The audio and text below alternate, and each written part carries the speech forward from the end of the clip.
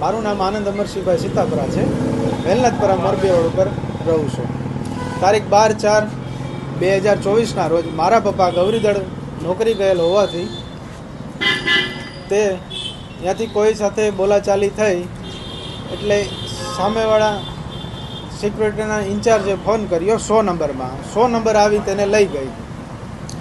100 number આવીને લઈ ગઈને અમને જંગલ વિસ્તારમાંથી મળ્યા. અહીંયાથી રાહતદારી રસ્તે નીકળ્યા હતા ને એ લોકોએ એવું કીધું કે આ તમને શું થાય? મેં કીધું મારા પપ્પા છે.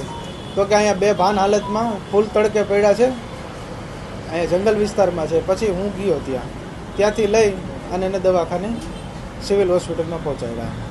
6 દિવસની સારવાર બાદ તેનું મૃત્યુ થઈ ગયું. જાણવા મળ્યું છે કુવાડવા પોલીસ ચોકીથી 100 નંબર આવી હતી. શરીરમાં ઈજાના હતા, પડખાના ભાગે ઉજાગરા હતા, પછી બ્રેન હેમરેજ થઈ ગયું હતું, લીવર ફાટી ગયું હતું, મારવાના નિશાન હતા. તે